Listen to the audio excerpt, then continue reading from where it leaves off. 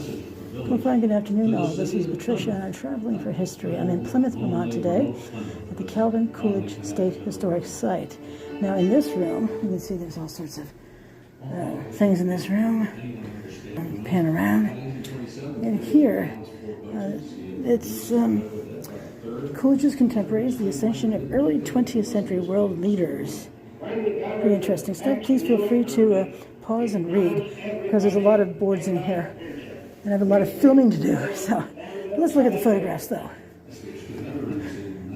So here we see Vice President Coolidge works to maintain a maple tree outside the Coolidge homestead hours before President Harding's death, Warren G. Harding. Again, Coolidge is working with his father and son to bring in hay in July. Now here, it said that prior to the 20th century, vice presidents did not attend cabinet meetings. President Harding, however, included Vice President Coolidge in all his meetings, which helped when Coolidge unexpectedly became president. You can see this is President Warren Harding and Vice President Calvin Coolidge in 1920. The news reaches Plymouth. Calvin Coolidge Jr., right here, age 15, spent the summer of 1923 working in the tobacco fields in Massachusetts. His older brother John above, so this is Calvin Coolidge Jr. So older brother John above, age 17, attended a citizens military training at Camp Devens, also in Massachusetts. Neither were present for their father's oath of office. This is Calvin Coolidge and his wife Grace. Love the top hat. This painting is by Arthur I. Keller. Let's see. That's readable. Inspired by the light of the oil lamp and the dramatic unfolding of the event, illustrator Arthur I. Keller, 1866 to 1924, privately determined to portray President Coolidge's oath of office. At the turn of the 20th century, in an age when the publication of books and magazines proliferated, Keller's work first appeared in the New York Herald.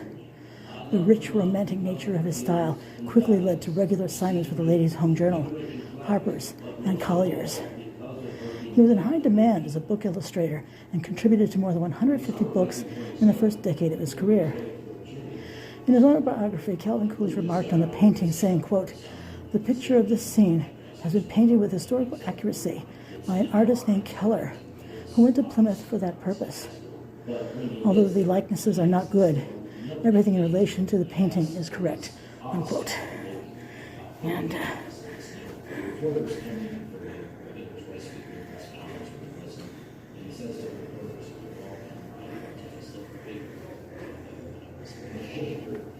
these are window shades, by the way.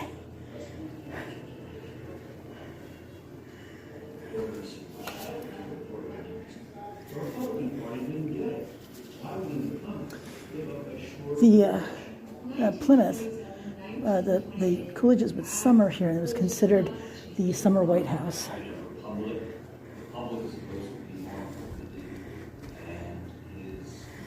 And this is a chair pad, hooked wool depicting a patriotic star design made by Aurora Pierce circa 1929. And you can read it all about it yourself. Pardon the shadow. One of the important things that Coolidge did was it's a diary, birthplace admission box.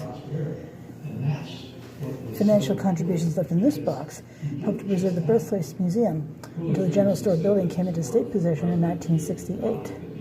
From August 1923 until modern day, the village has never ceased to be a tourist destination.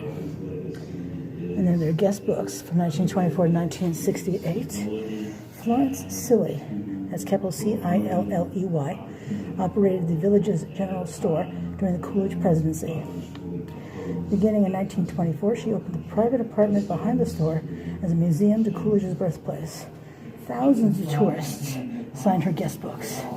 And you can read that for yourself if you'd like.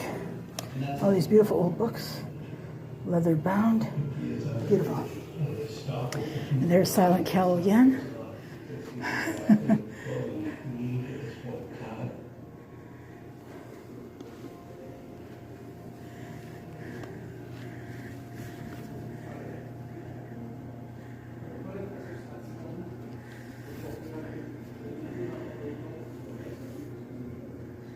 This is the empresszewditu and Rastafari, co-rulers of Ethiopia. And there they are right there. How they rose to power.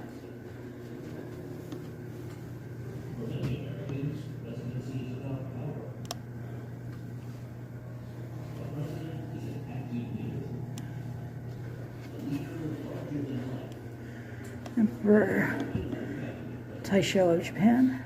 Please comment phonetically in the comments below if I mispronounce that. The start of enfranchisement.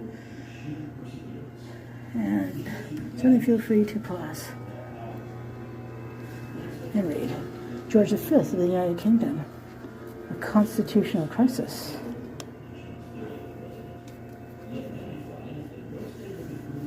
Benito Mussolini, Italian Prime Minister and self-proclaimed dictator.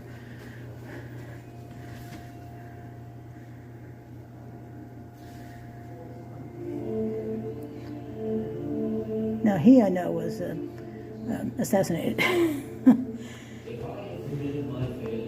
Queensalote Tupu III of Tonga, descendant of deity Tangaloa.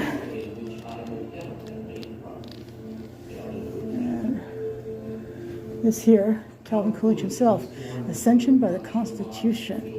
This is from the U.S. Constitution, Article 2, Section 1, Clause 6. Quote, in the case of the removal of the president from office or of his death, resignation, or inability to discharge the powers and duties of the said office, the same shall devolve on the vice president. Before he enter on the execution of his office, he shall take the following oath or affirmation. Quote, I do solemnly swear or affirm that I will faithfully execute the office of President of the United States and will, to the best of my ability, preserve, protect, and defend the Constitution of the United States. Unquote. That's from Article 2, Section 1, Clause 8. Fascinating. Oh, his top hat.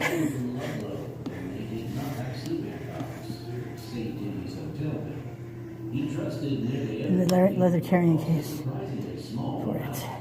Sometimes people who did not see for years return